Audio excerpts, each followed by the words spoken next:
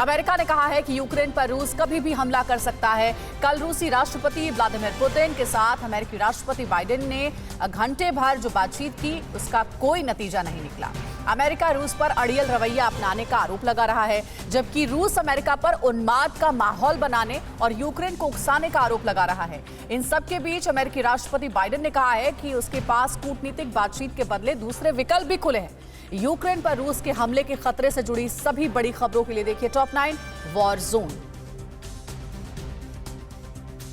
पूरी दुनिया में यूक्रेन पर रूस के हमले के खतरे को लेकर तनाव बढ़ता जा रहा है। अमेरिकी राष्ट्रपति बाइडेन और रूसी राष्ट्रपति पुतिन के बीच कल हुई 1 घंटे की लंबी बातचीत नाकाम होने के बाद आशंका जताई जा रही है कि रूस किसी भी वक्त यूक्रेन पर हमला कर सकता है। बातचीत नाकाम होने के बाद अमेरिका ने कहा है कि अगर यूक्रेन पर रूस हमला करता है तो अमेरिका उसे अपने सहयोगियों के साथ पूरी ताकत से जवाब देगा। इस बीच रूस ने अपनी पहली प्रतिक्रिया में अमेरिका की युद्ध उन्माद वाले रवैये की निंदा की है। रूस को मनाने की कोशिश नाकाम होते देख यूक्रेन ने भी पूरी तैयारी के साथ रूस को जवाब देने के लिए ठान लिया है। यूक्रेन के रक्षा मंत्री ओलेस्की रेजिन्को ने कहा है कि उनकी सेना रूस को पूरी ताकत के साथ जवाब देने के लिए तैयार है। वो रूस के खिलाफ युद्ध के लिए तैयार हैं। हम यूक्रेन की सीमा की एक इंच की रक्षा करने के लिए पूरी तरह से संकल्पित हैं। सीमा पर हम फूल नहीं हथियारों के साथ मिलेंगे। रूस के किसी भी वक्त यूक्रेन पर हमले का खतरा बढ़ने के बीच यूक्रेन की सेना ने डोनबास शहर के करीब युद्धाभ्यास को और तेज कर दिया है। यहाँ यूक्रेन की सेना युद्ध में इस्तेमाल होने वाले टैंकों को आजमाते दिखी। युद्ध जैसे हालात में कैसे दुश्मन पर हमला करना है उसको लेकर यहाँ यूक्रेन की सेना खुद को तैयार करने में जुटी है। इसमें कई टैंक ब्रिटेन और अमेरिका ने भी दिए हैं। यूक्रेन पर हमले के लिए रूस हर घंटे अपनी सैन्य तैयारियों में इजाफा कर रहा है। एक ताज़ा वीडियो सामने आया है जिसमें रूस इस्कंदर मिसाइल सिस्टम को यूक्रेन की बॉर्डर की ओर भेजता दिख रहा है। ये मिसाइल 700 किलो विस्फोटक के साथ 500 किलोमीटर तक तबाही मचाने में सक्षम है। रूस कई इस्कंदर मिसाइल को बॉर्डर पर तैनात कर चुका है। इससे पहले रूस S-400 anti missile defence system और लंबी दूरी तक हमला करने में सक्षम S-300 मिसाइल को भी तैनात कर चुका है। यूक्रेन पर रूस के हमले की आशंका से पूरे यूरोप पर युद्ध का संकट बढ़ता जा रहा है। इस बीच यूक्रेन के डोनस्टेक शहर में धमाके की भी खबर है। हालांकि अभी तक इस बात की पुष्टि नहीं हुई है। डोनस्टेक शहर में लोगों के बीच युद्ध को लेकर डर बढ़ गया है। शहर में Organization for Security and Cooperation in Europe के हेडक्वार्टर के बाहर गाड़ियों की पार्किंग फुल हो गई है। रूस के आक्रामक रुख को देखते हुए यूक्रेन में अलग अलग स्तर पर युद्ध के हालात में जवाबी कार्रवाई के लिए तैयारी चल रही है। शनिवार को कानून प्रवर्तन से जुड़े ऑफिसरों ने रूसी कब्जे वाले क्रीमिया से 30 किलोमीटर दूर खेरसान क्षेत्र में हुए वॉर ड्रिल में हिस्सा लिया। इस वॉर ड्रिल का जायजा लेने के लिए यूक्रेन के राष्ट्रपति वोलोडिमीर जेलेंस्की भी पहुंचे। जेलेंस्की ने कहा कि उनका देश रूस के हमले का जवाब देने के लिए तैयार है। उन्होंने लोगों से कहा कि डरने की जरूरत बिल्कुल नहीं है। यूक्रेन पर रूस के हमले के डर को लेकर राजधानी कीव में कई देशों के दूतावासों से राजनयिकों और कर्मचारियों को वापस उनके देश भेजा जा रहा है। कीव से निकलने के लिए विदेशी नागरिकों में भगदड़ जैसे हालात हो गए हैं। सुरक्षित रेस्क्यू के लिए दूतावासों के कर्मचारी स्थानीय लोगों से मदद मांग रहे हैं। इस बीच कनाडा ने कीव में अपना दूतावास अस्थायी तौर पर बंद कर दिया है। कनाडा ने फिलहाल पश्चिमी यूक्रेन में अपना दूतावास शिफ्ट कर दिया है।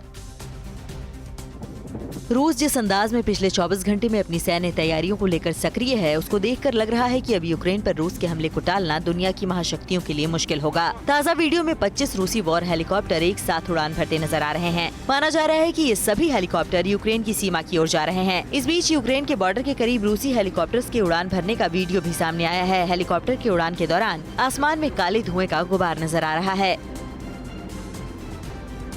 रूस से लगातार ट्रेनों के जरिए यूक्रेन की सीमा की ओर टैंक और एंटी मिसाइल डिफेंस सिस्टम को भेजने का वीडियो सामने आ रहा है। एक ट्रेन से रूसी टैंक के साथ MSTA S-2S-19 कई स्वचालित हॉवित्जर तोप को भी यूक्रेन की सीमा की ओर भेजने का वीडियो सामने आया है। ट्रेन के जरिए इस सैन्य सप्लाई का वीडियो कुर्स शहर का बताया जा रहा है, जो रूस की सीमा का ही है। यहाँ से यूक्रेन की सीमा करीब 450 किलोमीटर है।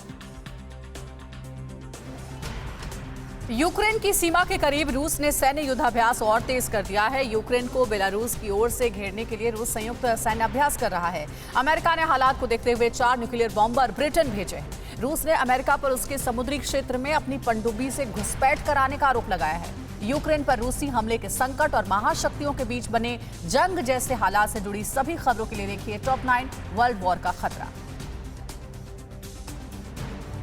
यूक्रेन पर रूस किसी भी वक्त हमला कर सकता है। इसकी आशंका यूक्रेन की सीमा के बेहद करीब 1 लाख रूसी सैनिकों की तैनाती और उसके हर दिन युद्धाभ्यास से भी बढ़ रही है। यूक्रेन की सीमा पर रूस अत्याधुनिक टैंकों और एंटी मिसाइल डिफेंस सिस्टम के साथ युद्धाभ्यास कर रहा है। इस युद्धाभ्यास में रूस के हजारों सैनिक हिस्सा ले रहे हैं। वॉर जोन में रूस के इस आक्रामक रुख को देख दुनिया भर में युद्ध से भयावह नतीजों को लेकर चिंता बढ़ गई है। यूक्रेन पर हमले की योजना रूस पिछले कई महीनों से बना रहा है। इसी रणनीति के तहत रूस ने पिछले 1-2 महीनों में यूक्रेन की सीमा के करीब बेलारूस में भी 30,000 सैनिकों की तैनाती कर दी है। बेलारूस के साथ रूसी सैनिक संयुक्त सैन्य अभ्यास में जुटे हैं।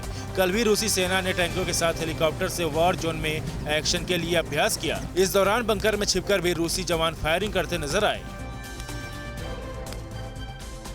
रूस के राष्ट्रपति व्लादिमीर पुतिन ने यूरोपियन यूनियन के देशों पर तीखा पलटवार किया है। यूक्रेन का पक्ष लेने पर पुतिन ने यूरोपियन यूनियन को चेतावनी देते हुए कहा कि इसमें कोई विजेता नहीं हो पाएगा और यूरोप के देश इच्छा के विरुद्ध रूस और यूक्रेन के बीच इस संघर्ष में खींचे जाएंगे। यूरोप के देश आर्टिकल 5 को लेकर जिद पर अड़े हैं। वो रूस के हितों के खिलाफ यूक्रेन को नाटो में शामिल कराना चाहते हैं। रूस अब यूक्रेन पर हमले की योजना से पीछे हटने के मूड में नहीं है। रूस ने अपने पैसिफिक फ्लीट नेवल एविएशन के इल्यूशन 238 विमानों के साथ युद्ध के हालात में एक्शन के लिए युद्धाभ्यास किया। इन विमानों ने यूक्रेन की सीमा के करीब के नेवल बेस से कई उड़ानें भरी। चारों तरफ से बर्फ से ढके इस नेवल बेस पर इन वॉर प्लेन के साथ लैस वेपन की जाँच पड़ताल की गई। यूक्रेन पर रूस के हमले के खतरे के बीच क्रीमिया प्रायद्वीप के समुद्र तट पर रूस के 30 से ज्यादा युद्धपोत युद्धाभ्यास के लिए पहुंच चुके हैं। इन्हें रूस का ब्लैक सी फ्लीट भी कहते हैं। रूसी नेवी इन वॉरशिप के जरिए नौसैनिक ठिकानों की रक्षा करने का अभ्यास करेगी। अभ्यास के अलग अलग चरणों में तटीय रक्षा बल हवाई लक्ष्यों के खिलाफ मिसाइल और बमबारी करने का भी अभ्यास करेंगे। इस युद्धाभ्यास में 10,000 रूसी नेवी के जवान हिस्सा लेंगे। यूक्रेन को रूस के हमले से बचाने के लिए अमेरिका भी पूरी तरह से एक्शन में है। अमेरिकी एयरफोर्स के ड्रोन पिछले कुछ दिनों से यूक्रेन के करीब हवाई क्षेत्र में पेट्रोलिंग करते नजर आ रहे हैं। हालांकि अभी तक अमेरिकी एयरफोर्स का कोई ड्रोन या विमान यूक्रेन के हवाई क्षेत्र में सीधे दाखिल नहीं हुआ है। यूक्रेन की मदद के लिए पिछले कुछ दिनों में अमेरिका उसे हथियारों की कई खेप के साथ जरूरी सैन्य मदद भी भेज रहा है।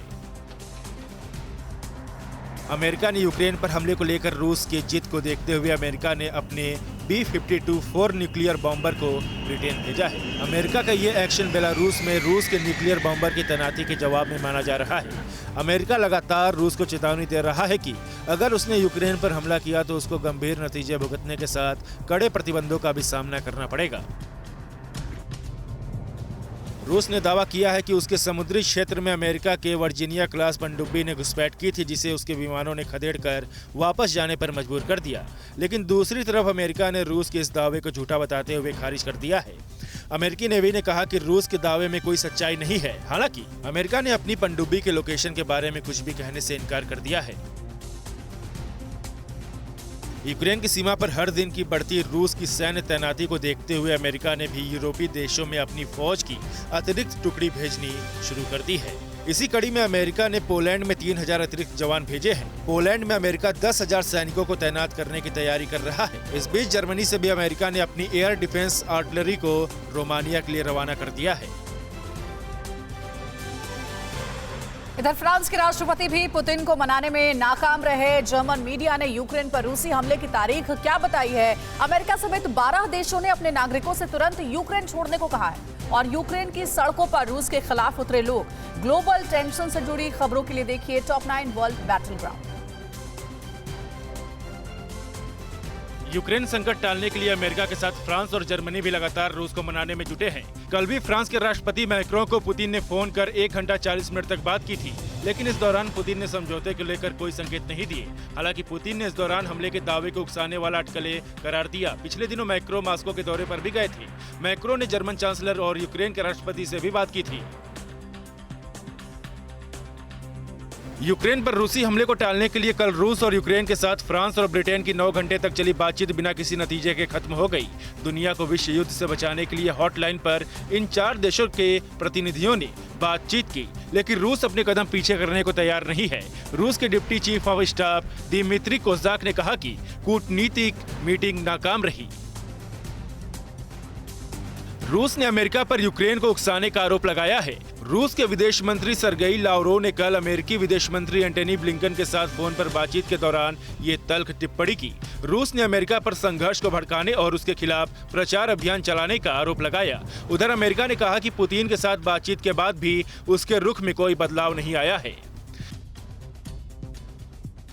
रूसी हमले के खतरे को देखते हुए ब्रिटेन के पीएम बोरिस जॉनसन ने यूक्रेन में मौजूद अपने सैनिकों को वापस बुलाने का फैसला किया है। जंग के हालात के बीच ब्रिटेन सरकार ने यह फैसला अपने सैनिकों की सुरक्षा को लेकर किया है। इस बीच ब्रिटेन ने अपने नागरिकों से साफ साफ कहा है कि वो जितना जल्दी हो सके यूक्रेन छोड़ दें और किसी मिलिट्री रेस्क्यू की उम्मीद न करें। यूक्रेन पर रूस के हमले की आशंका को देखते हुए अमेरिका के साथ नाटो ने पूर्वी कमान पर सैन्य तैयारियां तेज कर दी हैं। नाटो ने पहले ही यूक्रेन के पड़ोसी यूरोप के देशों में अपनी सैन्य तैनाती को पुख्ता किया है। नाटो पहले रूस को चेतावनी दे चुका है कि अगर उसने यूक्रेन पर हमला किया तो उसे जवाबी कार्रवाई के लिए तैयार रहना होगा। यूक्रेन को लेकर रूस नाटो पर पक्षपातपूर्ण रवैया अपनाने का आरोप लगाता रहा है। जर्मन मीडिया ने दावा किया है कि 16 फरवरी को यूक्रेन पर रूस हमला कर सकता है। जर्मन मीडिया ने अमेरिकी खुफिया एजेंसियों को मिली रिपोर्ट के आधार पर यह दावा किया है। इस बीच जर्मनी ने डोनस्टेक में अपना दूतावास बंद कर दिया है। जर्मनी ने अपने नागरिकों को तुरंत यूक्रेन छोड़ने की सलाह दी है। राजधानी कीव में फिलहाल जर्मन दूतावास खुला रहेगा, लेकिन दूतावास के कर्मचारियों को यूक्रेन छोड़ने को कहा गया है। जर्मनी ने कहा है कि रूस और यूक्रेन के बीच हालात विस्फोटक होते जा रहे हैं, लेकिन वो आखिर वक्त तक दुनिया को युद्ध के खतरे से बचाने की कोशिशें करता रहेगा। जर्मनी की विदेश मंत्री एनालेना बेरबाक का मामले को लेकर कहना है कि कूटनीतिक रास्ते कभी बंद नहीं किए जाने चाहिए। इसी कड़ी में जर्मन चांसलर ओलाफ शोल्ज कल यूक्रेन और 15 फरवरी को रूस का दौरा करने वाले हैं। यूक्रेन पर रूस के किसी भी वक्त हमले के खतरे को देखते हुए अमेरिका, इजराइल समेत यूरोप और मिडिल ईस्ट के देशों ने अपने राजनयिकों और नागरिकों को फौरन यूक्रेन छोड़ने के लिए कहा है। अमेरिकी राष्ट्रपति के सुरक्षा सलाहकार जेक सुलिवन ने कहा कि अगले 25 से 48 घंटे में सभी अमेरिकियों को यूक्रेन छोड़ना होगा। इजराइल ने भी अपने नागरिकों को यूक्रेन तुरंत छोड़ने को कहा है। इराक और जापान ने भी अपने नागरिकों से ऐसे ही अपील की है। यूक्रेन और रूस की सीमा पर बने युद्ध के हालात के बीच यूक्रेन की राजधानी कीव में हजारों लोगों ने रूस के खिलाफ प्रदर्शन किया। प्रदर्शनकारियों ने यूक्रेन के झंडे लहराए और लोगों से एकजुटता दिखाने की अपील की। प्रदर्शन में शामिल लोगों ने कहा कि वो रूस से डरने वाले नहीं हैं। पूरा यूक्रेन युद्ध के लिए तैयार है। बीजेपी अध्यक्ष अमित शाह का आज पंजाब दौरा, कहां करेंगे जनसभाएं, सीएम योगी किन जगहों पर करेंगे प्रचार। एसपी अध्यक्ष आज एटा और कासगंज का दौरा करेंगे और केजरीवाल आज कहां निकालेंगे रोड शो। चुनावी राज्यों में आज होने वाले प्रचार से जुड़ी खबरों के लिए देखिए टॉप 9 रैली रिपोर्ट। केंद्रीय गृह मंत्री अमित शाह चुनाव प्रचार अभियान के तहत पंजाब का दौरा करेंगे। शाह यहां लुधियाना में किसान सम्मेलन करेंगे। किसान संगठन इसका विरोध कर सकते हैं। इसके अलावा गृह मंत्री आज लुधियाना, पटियाला और अमृतसर में चुनावी जनसभाओं को संबोधित करेंगे। पंजाब में 20 फरवरी को मतदान होगा। उत्तर प्रदेश में विधानसभा चुनाव के तीसरे चरण के लिए चुनाव प्रचार तेज हो गया है। इसी के तहत सीएम योगी आदित्यनाथ आज एटा, फर्रुखाबाद और औरैया का दौरा करेंगे। सीएम योगी आज एटा के जलेसर, फर्रुखाबाद के अमृतपुर, कमालगंज, औरैया की बिधुना और औरैया सदर विधानसभा सीट के लिए जनसभाओं को संबोधित करेंगे और बीजेपी प्रत्याशियों के लिए वोट मांगेंगे। बीजेपी के राष्ट्रीय अध्यक्ष जेपी नड्डा चुनाव प्रचार के लिए उत्तर प्रदेश के लखीमपुर खीरी और बाराबंकी का दौरा करेंगे। बीजेपी अध्यक्ष लखीमपुर खीरी में 2 और बाराबंकी में 1 जनसभा को संबोधित करेंगे और बीजेपी प्रत्याशियों के समर्थन में वोट मांगेंगे। लखीमपुर खीरी में 23 फरवरी को वोटिंग होगी। रक्षा मंत्री राजनाथ सिंह आज विधानसभा चुनाव प्रचार अभियान के तहत उत्तर प्रदेश के बाराबंकी का दौरा करेंगे। राजनाथ रामनगर और हैदरगढ़ विधानसभा के लिए जनसभाओं को संबोधित करेंगे और बीजेपी प्रत्याशियों के पक्ष में वोट मांगेंगे। रक्षा मंत्री जब मुख्यमंत्री बने थे तो उन्होंने हैदरगढ़ से विधायक पद के लिए चुनाव लड़ा था। समाजवादी पार्टी के राष्ट्रीय अध्यक्ष और यूपी के पूर्व सीएम अखिलेश यादव आज हाथरस, एटा और कासगंज के दौरे पर रहेंगे। अखिलेश तीनों जगहों पर पार्टी कार्यकर्ताओं के साथ बैठक कर उनमें जोश भरेंगे। इसके अलावा अखिलेश फिरोजाबाद की सिरसागंज विधानसभा में रामलीला ग्राउंड में पार्टी प्रत्याशी के समर्थन में जनसभा करेंगे। AIMIM चीफ असदुद्दीन ओवैसी आज समाजवादी पार्टी के गढ़ मैनपुरी में चुनावी जनसभाओं को संबोधित करेंगे और अपने गठबंधन के प्रत्याशियों के लिए प्रचार करेंगे। भोगांव विधानसभा में ओवैसी के साथ यहां जन अधिकार पार्टी के बाबू सिंह कुशवाहा, भीम आर्मी के राष्ट्रीय अध्यक्ष चंद्रशेखर आजाद और दलित नेता मेश्राम जाटव भी मौजूद रहेंगे। कांग्रेस की राष्ट्रीय महासचिव प्रियंका गांधी वाड्रा विधानसभा चुनाव में प्रचार के लिए आज पंजाब के दौरे पर हैं। प्रियंका भटिंडा फरीदकोट के कोटकपूरा और संगरूर के धूरी में जनसभाओं को संबोधित करेंगी। धूरी में प्रियंका महिलाओं को संबोधित करेंगी। इसके अलावा डेराबस्सी में रोड शो करेंगी और कांग्रेस प्रत्याशियों के लिए समर्थन मांगेंगी। पंजाब विधानसभा चुनाव को लेकर आम आदमी पार्टी के राष्ट्रीय संयोजक और दिल्ली के मुख्यमंत्री अरविंद केजरीवाल पंजाब के दौरे पर हैं। केजरीवाल आज अमृतसर में एक रोड शो निकालेंगे और जनसभा को संबोधित करेंगे। इस दौरान उनके साथ पार्टी के सीएम फेस भगवंत मान सहित पार्टी के वरिष्ठ नेता और कार्यकर्ता मौजूद रहेंगे। निर्वाचन आयोग ने चुनाव प्रचार को लेकर शनिवार को नई गाइडलाइन जारी कर दी है। इसके मुताबिक पदयात्रा पर लगी रोक हटा ली गई है। प्रचार के समय को भी 2 घंटे बढ़ा दिया गया है। राजनीतिक दल और उम्मीदवार मौजूदा निर्देशों का पालन करते हुए सुबह 6 से रात 10 बजे तक प्रचार कर सकते हैं। इसके अलावा खुले में 50% क्षमता के साथ रैली की इजाजत दी गई है। आगे बढ़ेंगे। उत्तराखंड, गोवा और उत्तर प्रदेश में दूसरे चरण के लिए 9 जिलों की 55 सीटों पर वोटिंग होगी। आयोग तैयारियों में जुटा हुआ है। यूनिफॉर्म सिविल कोड को लेकर किसके बयान के बाद सियासत शुरू हो गई है। कांग्रेस नेता राहुल गांधी को किसने दी खुली बहस की चुनौती और बीएसपी चीफ मायावती ने यूपी की बीजेपी सरकार पर क्या आरोप लगाए हैं। चुनावी राज्यों में मचे चुनावी संग्राम से जुड़ी सभी खबरें देखिए टॉप 9 सियासी संग्राम। उत्तराखंड की 70 और गोवा की 40 विधानसभा सीटों पर कल वोटिंग होगी, जबकि यूपी के दूसरे चरण के लिए 9 जिलों की 55 सीटों पर भी कल मतदाता अपने मताधिकार का प्रयोग करेंगे। यूपी में 7 चरण में होने वाले विधानसभा चुनाव के पहले चरण में 58 सीटों पर वोटिंग हो चुकी है। चुनाव आयोग सभी सीटों पर निष्पक्ष और सुरक्षित चुनाव के लिए तैयारियों में जुटा है। यूपी के कन्नौज की रैली में प्रधानमंत्री मोदी ने विरोधियों पर तंज कसते हुए कहा कि यूपी को government of the family, by the family, for the family नहीं चाहिए। प्रधानमंत्री मोदी के मुताबिक लोग माफियावादियों और दंगावादियों के खिलाफ एकजुट होकर वोट कर रहे हैं। इसके अलावा उन्होंने कहा कि यूपी जानता है कि एक बार फिर योगी आएंगे, लेकिन पिछली बार से कितनी ज्यादा सीटें आएंगी, मुकाबला इसे लेकर है। उत्तराखंड के मुख्यमंत्री पुष्कर सिंह धामी के यूनिफॉर्म सिविल कोड वाले बयान पर सियासत गर्मा गई है। AIMIM चीफ ओवैसी ने कहा कि उत्तराखंड में बीजेपी की जमीन खिसक रही है, तभी वो ऐसे बयानबाजी कर रहे हैं। सीएम धामी ने कहा था कि हमारी सरकार बनने पर शपथ ग्रहण करते ही यूनिफॉर्म सिविल कोड का ड्राफ्ट तैयार किया जाएगा। उत्तराखंड के कोटद्वार में यूपी के सीएम योगी ने राहुल गांधी पर हमला करते हुए कहा कि जिनकी खुद की पहचान संदिग्ध है, उनके मुंह से हिंदू की परिभाषा सुनकर हैरानी हुई। उन्हें बताया जाना चाहिए कि उनके परनाना खुद को एक्सीडेंटल हिंदू कहते थे। जिनके पूर्वजों को हिंदू होने पर गर्व नहीं होता, वो हिंदू की परिभाषा बताएं, ये ठीक नहीं है। यूपी में बीजेपी सांसद और भारतीय कुश्ती संघ के राष्ट्रीय अध्यक्ष बृजभूषण शरण सिंह ने गोंडा में कांग्रेस नेता राहुल गांधी को बहस की खुली चुनौती दी कि वो बहस करे तो हम बताएंगे कि देश की जो भी आज बड़ी समस्याएं हैं वो कांग्रेस और गांधी परिवार की देन है।